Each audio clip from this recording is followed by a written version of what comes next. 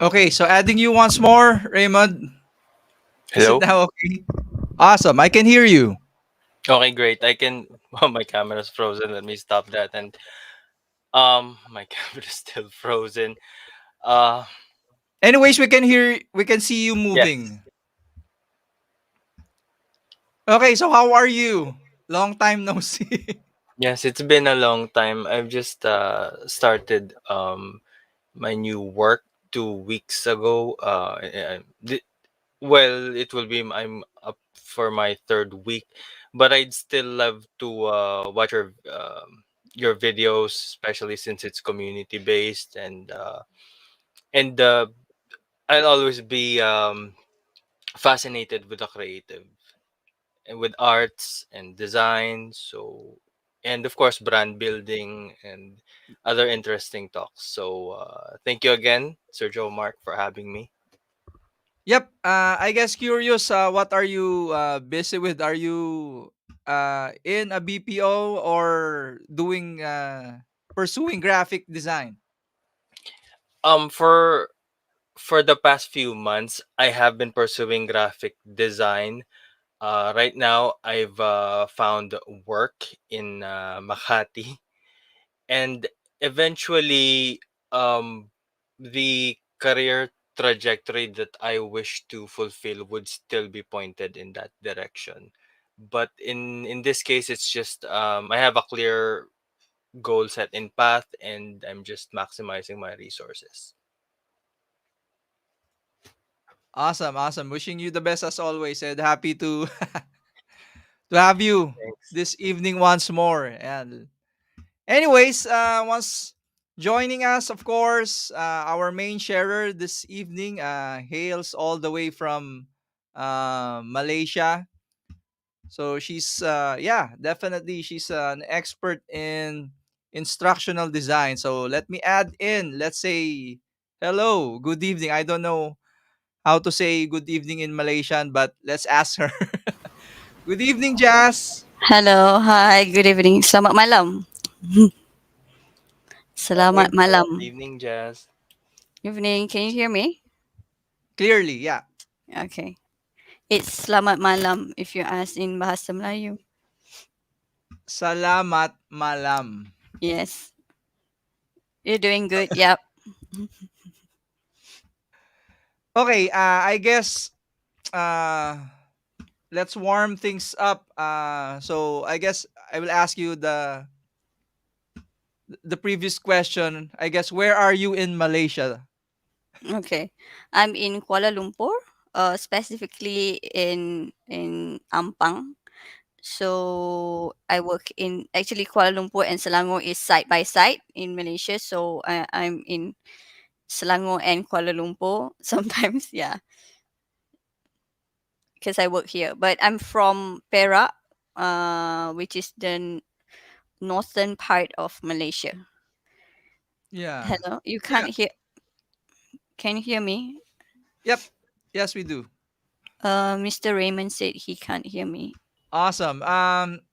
Yeah, I saw you came from BAC education. Curious to know what backflix is. Okay, so And what are the valuable lessons you learned with back education? Is it back or BAC? BAC. So I was with BAC last year until last year. So basically 8 years.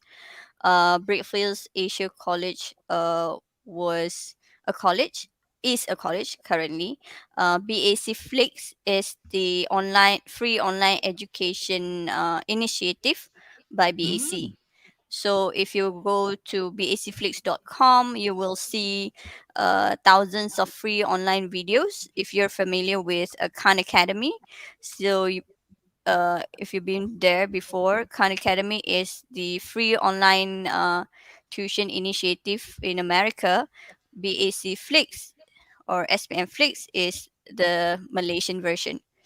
So yeah, So bacflix.com. is this correct? Yes, correct, correct. bacflix.com. So you just have to advance. So yeah, but I left BAC last year and now I'm with Dassault Systems, which is engineering company based in France. I'm Yeah, not sure awesome, what's going awesome. on. Yeah. Okay. So yeah, I've been in the industry. I mean, e-learning industry since 2013 until today. And then last few years before this, our main audience are uh, students, high school students, and second, and also lower secondary school students and primary school students. And then we had training for teachers. We train teachers on how to use technology in the classroom. um, and now I'm doing instructional designing for sales and technical sales engineers, and so yeah. Yeah, curious to know when you left BAC and Backflix, what's the current students in the platform? About 70,000, if not mistaken. Yeah. Well, So that's yeah, it was a big jump from before pandemic. Yeah, ah, before pandemic, no one was very interested in online education. yeah. Basically, yeah, even when we went to train teachers, not many are very interested. But then when the pandemic hits and everyone has to go online, that is when it all started to gain popularity, basically. Yeah, yeah, same here. So we had an appreciation, even for me. I had the appreciation for doing this sort of live stream. And the pandemic also pushed us to do Yeah. this type of to engage in this type of platform.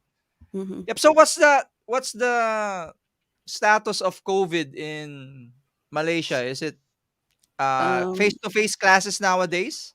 yeah. So if I'm hearing correctly, there are some schools going from uh by form, meaning they are reducing the number of students going into the school per day. So you may have some students going online in one day, and then another students come in face to face another day. But Mm. in total, now in Malaysia, we are at the endemic stage where you don't have to wear mask when you're Oh, outside, but you will have to wear mask when you are in the closed environment like a restaurant or mall and so on. yeah. How's yours? How's Philippine? Yeah. I think COVID is still prevalent, Sir Raymond. I have a cousin. I forgot his age, but he's definitely below 30. He recently died out of COVID. So Mm, Sorry to hear that. Yes, there is still COVID here, although it's winding down. Uh, Recent events have caused people to mass gather. Although the numbers didn't jump significantly high, in other countries it's still of concern. So at least here in the Philippines, we still would have to be vigilant, especially with the transportation, since it's a bit loosened compared to when the pandemic was at its height. mm, yeah. it's true. How about you, Jazz? Are you working from home or required to report in? So next week onward, we'll have to report 3 days at the office and then 2 days at home. Previously, there is no restriction as to go to office or to stay at home. But yeah, we will start having face-to-face encounters very very soon. I mean, in the office. How about you, Raymond? Are you working from home or required to report? Oh, right now I'm required to report to the office, but that's fine. At least the transportation bus that I'm accustomed to, it doesn't get filled as much as pre-pandemic, and it's only one. Well, aside from the tricycle, it's only just one bus, and and that would be it. And then my office is just walking distance, so I am at least thankful for that. Mm. Yeah, yeah. I saw I saw you, Jazz. I saw you took up engineering technology with the tool and die. So Yes. what's the story for that? Why not take, I don't know, education? So, my I'm trained as a tool and die engineer. So I took degree in engineering technology, and then I jumped into education in 2013. So that was when we started developing that online free education initiative. So we had only like few videos. We made it on our own. We record ourselves talking into the screen, and then eventually it got big. And I've been there for like 8 years. So it's time for me to jump back into engineering, but still pursuing education. So it's an interesting jump because I never thought I would be able to do that. I never thought I'll be able to look at manufacturing modules again after a few 8 years of leaving engineering behind. But it was very surreal, and I'm very happy that the fact that I can, because this industry is very new. Even when I want to explain to people what I do, they will say, "Are you a teacher? Are you a graphic designer?" Even I still remember there were several cases where the even the HR mixed it up with a graphic design job position. So they thought it's a graphic designing job, but instructional design is actually a mixture of science of learning and also art of design. Yeah, yeah. And it is well, I kind of funny that I belong to the bachelor's in mechanical engineering, you tool and die, and Raymond coming from industrial design. Oh, I Yes. see. That's a good mix. And tonight we're talking about instructional design. Yes. How do you make it? How do you make engineers interesting? Yeah, yeah. So, yep, actually, for me, Jazz, we're busy. We're hoping to create a sort of platform similar to BAC Flix. Okay. In you mean Uh, in Philippines? yeah, in Philippines. So, Mm-hmm. hoping and try, we'll do our best, I guess. Mm. But of course, having an engineering background, we're initially targeting those in engineering. That's why, yeah, I am kind of surprised as well that you are with the systems, Mhm. because we are actually right now also creating content on how to teach young students to learn SolidWorks. Yeah. Yeah. That's part of of the target audience soon. For SolidWorks. Yeah. Yeah. Are you going to share a slide or something Yes. for us to serve as a guide? Anyways, let's make this conversational. I'm Mm. encouraging our participants to, yeah, feel free to ask. Okay. Let me Most share my. especially Raymond. Can I share my screen now? Yeah, sure, go ahead. Oh, sorry. Share. Okay. Can you see? Seeing it now. All right. Thank you. So, shall we start, or are we waiting for? Take I cannot actually see how many people are joining, so I'm just going to start. And if you have Yep, any questions, just let me know. All right. take it Uh, away. Thank you. So, thank you so much for inviting me. And it's I hope that this sharing session will be beneficial for us. So let's start with the first thing. What I'm going to talk about today is the science and also the art of instructional design or learning.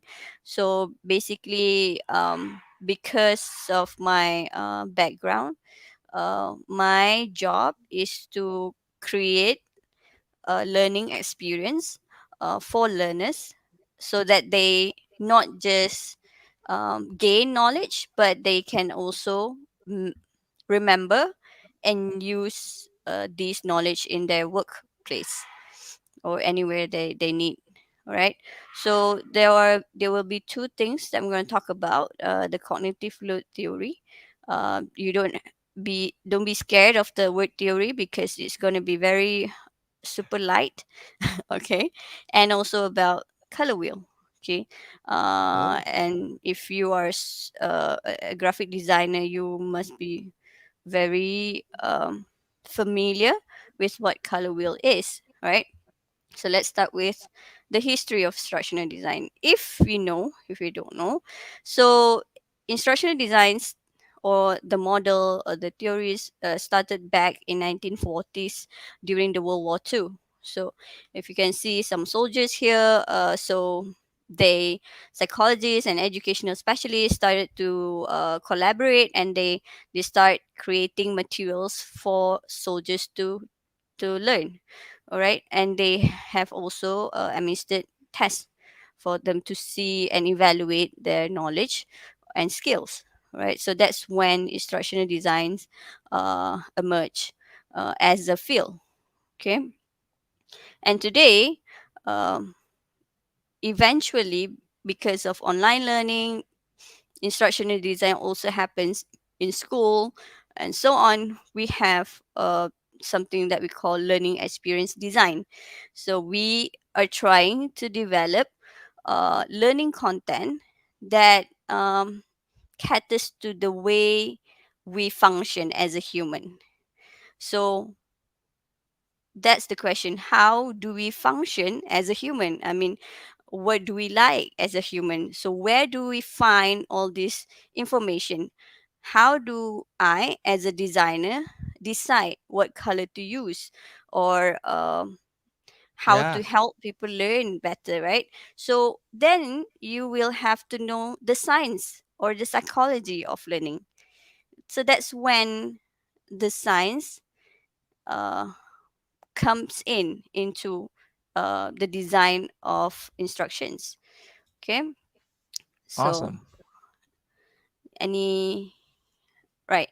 So if you have your phone with you, can you scan this, and then let's go to this wall, and let me know before you join this session. Uh, do you think design is an art or a science? Can you scan this? Uh, well, I guess I'll be the first to Okay. answer. Is Okay. design a science or an art? So, Okay. yeah, for me, definitely it is. When you say design, for me, it's art is synonymous with Mm-hmm. design. Okay. How about you, Why? Raymond? For me, based on what I've learned and what I've heard, design is closer to being a science. It's because even though it's more closely associated with art, I did hear the saying that art is subjective, but design should be universal. Okay. Although one can be inspired by the other, but design should not have any bias, should be interpreted the same. So I do believe it's closer to science, in which there is a method to the madness, Okay. quote unquote. I meant that positively. So that would be my answer with regards to if it's closer to a art or science.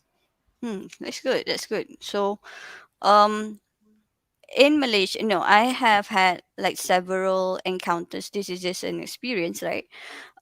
Because I deal with a lot of parents before this, and when we in Malaysia, we will have to choose our major. when we want to Mm, take when you're in university, and when you before you join university, you have this examination, big examination called SPM, or Sijil Perjalanan Malaysia, where our Form 5 students will sit for final exams. mm, And there are a lot of stigma when it comes to designing. So a lot of parents don't think design, if they take graphic designing, for example, then they would be less smart compared to you taking a science, science stream them. subjects. Yep. Yes, yeah. So because of this stigma, uh, we will have a segregation of thoughts. You thought, because I'm a science student, I'm not able to design stuff, or I'm not going to be able to be open or creative. But I always believe, I mean, even engineering is a creative uh, industry. As an engineer, you have to be creative. But Agreed. yes, so the stigma sticks. Because of that, later on I'll share something I think very interesting. So because of that, we tend to limit uh, one's ability, right? Um, when I joined Master in Instructional Technology, I left. People thought I left engineering. So I had friends who took a master in education, for example. There will be people saying, you know what, oh, you're gonna be a teacher. Oh, that's easy. That's nothing compared to being an engineer. You see, so there's a stigma between art students, science students, whether this is an art or this is in science, this is a science. So that's why I feel that this is an important topic to be brought up. Okay, so is design a science or an art? I would say it's a combination of both. Yeah. Um, yeah. Okay. So now let's see uh, what is scientific to designing. All right. When we talk about instructional design, I like what Raymond said. When it is a science, you have to have sort of like a s- a research, a well researched methods, right? A well researched methods, a well researched thoughts behind it. So one of the essential theory in instructional design, or designing instructions for people, human being, is cognitive load theory. So basically, uh, essentially, cognitive load theory is just about how to make sure your brain is not loaded with too much information. Okay? So, before we can design a slide, how many of you have seen people putting so many words in one slide and just reading it and reading it and reading it? In your college life, when you were in university, when you were at work, how many of you have seen that? I agree all. Or I have as 99.9. well. Okay. So, instructional design is about that, because you understand that people cannot be looking at the slide while focusing on you talking, right? So, you make a decision based on science. Your decision is you want to reduce all this um, unwanted information on a slide, right? So, that's instructional design. So you're designing because you are more empathetic towards your audience. You try to be empathetic towards your audience, right? So cognitive science, cognitive scientists said that this is the theory, the models of the theory. But I want to show you a simpler version of this theory. This is where the eyes. I have a my second child, who is now 5 years old, when he was very young, he always equate a four-legged animal as a dog. Okay, so human at a very young age make sense of whatever they see and store it Mm. in the working memory, and then if it stays, if you are able to memorize it, it gets stored into your long-term memory. So this is what the theories talk about. So my boy named Emil, so he always equates whatever four-legged animals as a dog. So he saw a cow, he said, "You know what? It's a dog." So eventually, if you're a novice learner, right? You try to use whatever information you have in your long-term memory. This is your long-term memory, and you process it inside your working memory, and using the new information from your eyes, your sensory memory, eyes or ears or nose, right? You process it here, and you try to make sense of whatever that is. So essentially, the cognitive load theories said this thing. All right. So because of that, you know that as a human, you might not be able to process so many things at one time, right? So that's why there are many more methods that you can use to reduce this cognitive load. Okay, so I'm gonna just point Google this out for you, as I don't. I have created one multimedia tool, but I will share with you later. So mm, I will, there is this here. Definitely, if Here. you're into instructional Yeah. design, I think having children will really help you out. Yes, yes. I can. Yeah, they can be my lab rats for a lot of theories. Okay, so this is something that I've created from taken from sources from this. I can share this with everyone. So basically, from that simple theory of quantity load, there are actually about 12 multimedia learning theories that can be implemented in designing. The first one would be simplicity, systematicity. If you are systematic, if you create a more systematic graphics, then people would be able to follow it easier. And then referencing, you place words nearer to the graphics, like this one. You put apple at the side of the graphic. Be concise. You don't have to put too much of words. You can use bullet points, but then you, as an instructor, can explain, right? And then use a conversational style.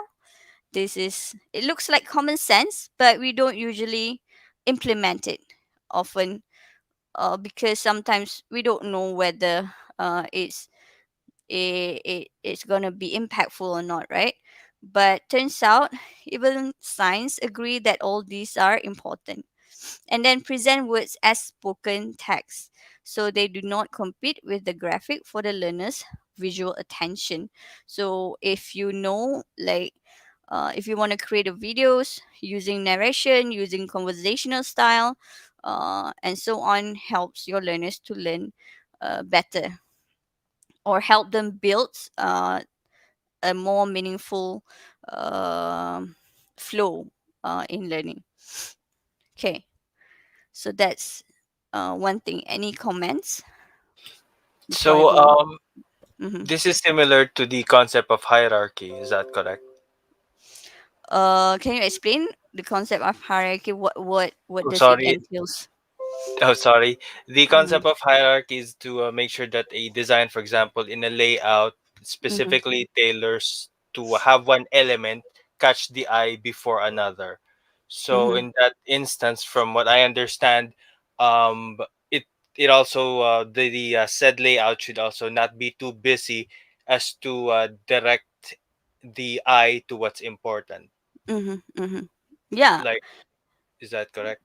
yeah, yeah, it's possible because I don't know. I mean, concept, because concept comes from I mean, people who develop these concepts or models, they comes from, they would have principles that they follow, right? So from that principle, it might be cognitive load theory. Because of that, they develop other models or concept or principles or framework, so that designer would be easy, because designers are not researchers. We don't, read research textbooks every day or research articles every day. So then designers would need all these concept, methodologies, model, uh, or any other like color wheels, right? Theories that help them make decision fast, especially in designing. Yeah, I agree that uh concept of hierarchy, like you said, is part and partial of from this theory. Yeah. Anything else? Well, for me, I guess sociability. Mm-hmm. Yeah, that strikes me uh, the most. Yep. Why? And I guess teaching as well. The tone of the voice, because I know some people are. There are people who are gets easily irritated when they hear a Mm-hmm. very sharp pitch in someone else's voice. So, Mm-hmm. yep. Yeah. But you will be surprised whenever you want to design a videos, for example. Some your clients might say, you know what, I don't mind using those generated voice, human voice, in Ah, my, yeah. yeah, learning content. Or but the science says it will be more engaging if you have a conversational style narration. So it can be a point for us to let the clients know what works, what doesn't work. Hmm. For BAC Flix, have you used that AI voice? Something No, like speech hello? we Okay. use because we hire teachers, so the teachers are the one explaining or inside all these videos. So yeah, we don't use AI generated voice. But I also know, lately I noticed there are a lot of AI generated voice that sounds like human. Yeah, yeah. Yeah, Technology is keeping up. Yeah. yeah. So yeah, that's possible. If you cannot hire so many people to help narrate the content, then we can have human AI narration. Yeah, yeah. I, True. I recall. I'm not sure if Raymond, have you also seen that YouTube channel? I think it's from an Indian. He has a high number of subscribers. He teaches, I think, After Effects, and then he Mm-hmm. uses an AI voice. But Oh, I it's haven't still, heard of that, but the concept of AI is really it's not it's really fascinating, and it in the and it evolves fast. So one day I wake up and wow, we have all of these things now, even from the speech ads. But indeed, I actually agree for now that of course the human element should yeah. uh, should not be overlooked. I mean, the Yeah, and I AI think, would be there, can yeah. help, but And the or maybe latest it's a A balance of yeah, both. Sorry. and the latest AI technologies for speech, I think it has inflections, so it really Ah, sounds okay, like a yeah. true human than a Wow. robotic. Yeah. Yeah, yeah. I've heard and I've used one that really doesn't sound like a robot. So I'm very fascinated. So yeah, but so as much as we if we are basically, if you're concerned with human being and you're teaching a human being, so I mean, make that decision so that you will promote learning. Okay, so that's about cognitive science. uh and then I want to talk about color wheel. I mean, it's like one of the most popular uh thing that I think all designers know. But I have one question. Do you know who created color wheel? Hmm. Don't The Google moment it. I saw this wheel, what I saw is green and red. Okay. And it's kind of related to we had our previous I'm not sure if you know this, Jazz, but Mm-hmm. election was previously done. So Mm-hmm. one of the political persons here Mm-hmm. used that color, green and red. I see. Okay. So why? We are not sure what it evokes, right? So why? If I'm actually quite surprised. So when I did some researching, like who first found this color wheel, it is Sir Isaac Newton. Oh. Yeah. So I was like, okay. So in 1706, he developed this color wheel, and then and rotates it into progression to develop all these colors. Okay, so today it has been widely used because it feels so so pleasant. It's so pleasant to see complementary colors and primary colors together, right? Here is the psychology of colors. This is not exactly this is just an information for me to share. So if you choose red, it shows love, energy, strength, excitement. Green, healing, freshness, quality. In Malaysia, we have blue colored um party that has blue. It evokes trust, peace, loyalty. Pink, compassion, and so on. So this is the psychology of color. So part and partial of psychology of color is science, right? So it is science based research. So people do research and then realize that all these colors evoke some kind of emotions to a human being. So Jazz, part yes. I guess the next question for us is, what's your favorite color? Oh, okay. I like black. Before you proceed. I like black. Okay, black. How about you, Raymond? I've always been more of a blue guy since when I can remember, since it's the color of the sky and the seas. I see. Okay. What about you? Yep. Yeah. Same for me, Raymond. Yeah. That's I why see. our nameplates are all in blue. I see. Okay, my husband likes blue also. A lot of guys love blue, I Yeah, guess. I think it's a masculine thing. Yeah. Mm, I don't know, but I like black. I just feel that it cancels all the other colors. Yeah. Okay, that sounds very wrong. It sounds very evil. Okay. All right. So what's interesting also, part of just knowing, so how do I make design decision fast sometimes when I want to design my slides other than just using Canva? Obviously, there's this an app called Color Supply.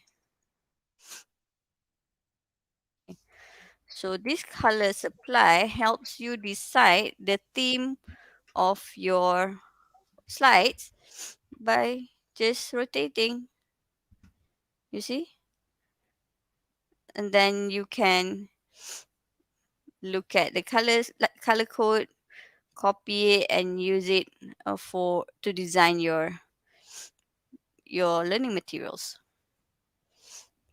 Yeah. Okay. So yeah, that's all. So thank you. Should I? Awesome. Well, Thank you so Great. much. for me, I guess the colors you've mentioned, I guess we can relate that to thumbnail creation in YouTube, right? Mm-hmm. Mm-hmm. How is that? Can I? Should I stop sharing? Okay, stop sharing. Let's see. What So do you I think mean? The we thumbnails should creation. reinvent ourselves with colors. It really is very important with regards to attracting the learners or enticing them uh, to learn more. What about you, Raymond? For me, there are some universal interpretations of colors, but of course, depending on the whatever part of the world that one is trying to reach, it's also important how one color's interpretation differs from the other culturally. So we can gravitate more towards those items in such a scenario, so that indeed we can attract a wider audience for that specific context. But indeed there are some universal colors like green is nature, red is fire, blue is the sky, since those are the actual orange is orange, since those are the actual colors of the elements themselves. But with regards to the interpretation, that's where we as designers would have to be more flexible. Correct. That's Yeah. my 2 cents. Especially when you're designing for your client, there might be branding colors that you cannot go away with, or there are certain colors that they don't like, that you have to move away from or run away from. So yeah, it's um I mean, there are so many factors. It requires very, for me as an instructional designer, it's a field that requires a lot of creativity. You can test your science, you can test your art, you can be crazy, but within a limitation. So know what creativity is if it is not, if you are not given a boundary, right? So when you solve problems, there will always be limitations. Um, you don't do things just freely, without limitations. So yeah, the more limitation it has, the more creative you will have to be. That's my take. Are Question: are you still with Arm Kite Consultancy? Ah, yes. So it's actually refugee. We are Ah, helping to educate refugee, where we have our own school in Kajang, Malaysia. Uh, so we have about 60 students, and because of different culture, there are challenges that we have to face. There are different kind of challenges. So we feel like the reason why we started this is initiative is because one of my friends came to us, to me and my husband, and we decided to help. And we are still looking for more funding to fund the school every month, um, because we feel that even though we are educating our local students, if we neglect these refugees, eventually it will create social problems because they cannot read. If they cannot read, they cannot work. So they started to create, uh, you know, problems to the society and community. So that's why we started helping these students and the parents. where are these refugees from? Ukraine? Uh, we have Rohingya. We Ah, have yeah. uh, Indonesian also, Pakistani also, a few. Yeah, as long That's as you awesome. have a refugee card. Yep. Someone here is asking, how did you end up in Dassault Systems? How did I end up in that system? So yeah, after 8 years of working at Brickfields Asia College, uh, I have decided that I want to pursue actually green technology. So I was looking for a green conscious company. So I want to see, Mm. what are the what what can this company brings to me, and what can I bring to that company. So after 8 years, after leaving engineering for so long, I was in education. So I was like, you know what, I want to pursue green technology, but I need a starting point. So that's why I joined Dassault System last year, and it has been a great learning experience because it's a huge company, Yeah. and it's very well known, and the people are fantastic, and there are so many learning opportunities within the company, and information flows very fast.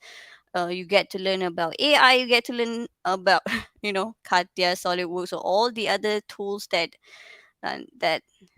most one of the most advanced company in the world. So yeah, that's why I end up in Dassault. Another question here, is instructional design a good career to pursue? Yes. Yes. So yeah, that's why I'm here, I guess. Because it's a very new field, although it has been found, like I said, 1940s. Uh, but it's a new field in Malaysia also. Actually, in even in Dassault, we don't have many instructional designers. We people, I mentioned this to Joe right just now with Raymond, like even the HR misunderstood it as graphic designing. A lot of the HRs also are not clear with the job scope and what to offer. I've been to an interview previously, not with Dasu. I mean previous interview where the HR has to change the job scope when I explain actually what we do. So yeah, it's a very you have very less competitors. You don't have many competitors. If you are here today, this year or last year, we started very early, 8 years ago, then you're like the pioneer. I mean, yeah, because people are not used to do instructional designing, especially in engineering in another industry. So instructional design has always been in the classroom, right? It happens because you thought, trainers, they don't have to know instructional design because they know about the products that they want to train. If you're training AutoCAD, for example, oh, I don't need to know instructional design because I'm very good in using AutoCAD. But guess what, you might be wrong because you are training human being. So you have to Yeah. start looking at instructional design and educate yourself about instructional designing. Yeah. So yeah, I guess same for me. I teaching CAD was never in my my plans as well. So I am also surprised. Way back when I was in high school, I never imagined teaching because some of my classmates, they made our teachers cry. so yeah, it is yeah, very very odd for me that I also came to this world of sharing knowledge with regards to uh, CAD. Another question here: what's your preferred LMS if you're using one? I don't have preferred LMS, to be honest, because when you go to different companies, they will usually have their own LMS. So for me, LMS is just a learning management system, but I do have features that I want that every LMS should have. Okay, Yeah. so in an LMS, it should have a place where you uh, impart knowledge. It can be a video or a SCOM file or a PowerPoint, whatever. And then you need the LMS will need to have a feature called a testing mechanisms. It has to have MCQ or an element that helps people to test their knowledge. And then if in a college environment, they also have a forum embedded into the LMS, so teachers and students can talk about the same topic in within LMS. So those are the features that you must have in an LMS, or else I don't think the LMS can be called as an LMS, because no, having only just videos or materials to put up in a system, it can just be, a YouTube channel. There's no, learning happening. You don't have a place where you recall stuff, or where you don't have a tool that helps you to remember whatever you're learning. So then it shouldn't be called a learning management system. It can be called content management system, where you segregate contents. Yeah, that's my answer. So I don't have a preferred LMS. Yeah. mm, And another question, for those who owns, I guess, a small medium enterprises, mhm. I guess they're asking, how do I get my company to take instructional design seriously? That's a challenge, not just for the company, it's also for me. As when you mentor people, you also have to figure out.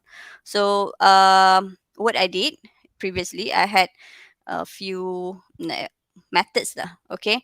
So this is my personal journey. How do I, because when you took masters in instructional design, you have to know your knowledge is not that broad enough, because technology or instructional technology moves very fast. So other than just teaching people, I will have to also teach myself, right? So one way to encourage people, uh, in my opinion, uh, to learn, is of course to start by learning. we, for example, I joined masterclass. If you have seen masterclass before, right? So I joined masterclass, but as an engineer, or before this I was engineer, I'm not very good with art. I'm not very good with looking at colors and how to differentiate whether this colors is okay or not okay for the design. So within that masterclass courses, I took courses that are art centric, but also science. For example, like architecture. So I listens to architects, expert architects who talks about design, and then start to evoke my appreciation to art. So to answer that question, as an SME, you want people to start uh wh- liking instructional design. You have to start from what they like. For example, I also like to play games, so I took up courses like game psychology. um do you know the within the masterclass there was this SimCity game developer. So he talks about design, he talks, so there are so many angles that you can pull these people. If you have a young crowd 20s to 30s, sometimes you hire these youngsters, they don't know what they when they are going, where they are going. So they like to play games. So you start from there. Start from, what? Do you know how to design better gaming uh, experience? So because gaming is all about engagement. If you can create a learning experience that engaging people, so then you are actually developing a really powerful learning experience. So start from gaming, start from things that they like. For example, I like as you know, I like makeup. So I also watch all these people talking about makeup, how they use the right color to put on their face, how to use, so all these uh, branches out to instructional design or design as a whole. Yeah, I've heard about that one. I think gamification. Hmm. But it's different than game design. Yeah, gamification, it's about using game elements to help people keep using the tools. For Mm. example, you add points. If they click this, they get 5 points, 3 points, right? So that's gamification. But game design is about the whole experience in gaming. It's about the color that you use, the elements that you want to build, why you want to build these elements. So if you try to make it sound interesting, hopefully people will think it's interesting and they start learning based on first their interest and moving towards a more deep learning. That's my opinion. Yeah. How about you, Raymond? Coming from the BPO industry, the gamification of instructors is also it's actually a crucial part with the way how things are instructed, and it really helps with the learning process. For example, if one system or software is being taught to us, we people may be divided in groups so that there's the game element that's designed around accomplishing a specific goal that increases engagement, that increases teamwork, which is actually crucial in that line of work. And I can imagine that can be adjusted with other lines of works in terms of being as part of the instructional design, but it is really engaging. Mhm. It something that can be discussed even with examples on a white or blackboard. It can be made twice or even more times as interesting as it is, just because of the gamification process. So I greatly admire that element or concept. Okay. So, yep, I guess this is the last question for this evening. To Jazz, what are the common tools or software you use for instructional design for those aspiring to be in this career? Okay. If you're just learning, you should start from PowerPoint. Eventually, yes. If you're just testing, because the elements inside PowerPoint is loose enough for you to experiment. Um, but in a company, usually they will buy you all these um, articulate rise, articulate storyline, all this. But the basis is PowerPoint. So you start with PowerPoint, start with a blank canvas, uh, start creating instructions and test it on your mom or your sister or your brother, and then try to see whether they actually understand the I mean, you take that really hard concept and try to squeeze it inside one slide, you know. Use your creativity, use colors, use words, use whatever tool you have within PowerPoint to start. Yeah. Nowadays, I like to use Canva because it's like PowerPoint, but it is an easier tool than PowerPoint. So you can try both Canva, PowerPoint, but start with an instruction. So what do you want to teach? Who do you want to teach? Or 5 years old, or your mom, teaching your mom technology. Even though if you really want to, brush up your skill, you don't need PowerPoint. Try to teach your mom to use YouTube, or upload something on YouTube and see whether you're successful or not. Awesome, awesome. Okay, so yep, for those who are interested to touch base with Raymond, how can they contact you? I do have a LinkedIn page, which that's actually where the social media that I'm most active these days, as opposed to FB. They can just search my name at Raymond Mapalad, and that's Raymond with a U. And Awesome. yeah, that's it for that. That's the only social media that I'm currently active at right now. Yeah. And for you, Jazz? Also, go to my LinkedIn. I mean, I'm accessible. I always on LinkedIn because it's in on my phone, so you can just send me a message or ask me questions if you want. I'm open to discussing because I like learning from others so that I can learn also. Yeah. So just contact me. Just message me. Awesome, awesome. Okay, so yep. If you have an advocacy or message to share, good message to share like Jazz, we're inviting you to be our next sharer for our LinkedIn local community. So we hope I learned something new, and we hope everyone, we hope you learned something new as well, and we hope we've been a blessing in a way. So once more, thank you so much, Jazz. We hope to see you again. Maraming Thank you. maraming salamat. I Thank guess we you. shared the salamat word. Salamat malam. Yeah, yeah. Yeah, and Selamat hoping tinggal. you can visit we can visit you and you can visit Oh, Philippines in the near future. I think we'll Thank you start so with you much. visiting me. Okay. Thank you. Bye bye.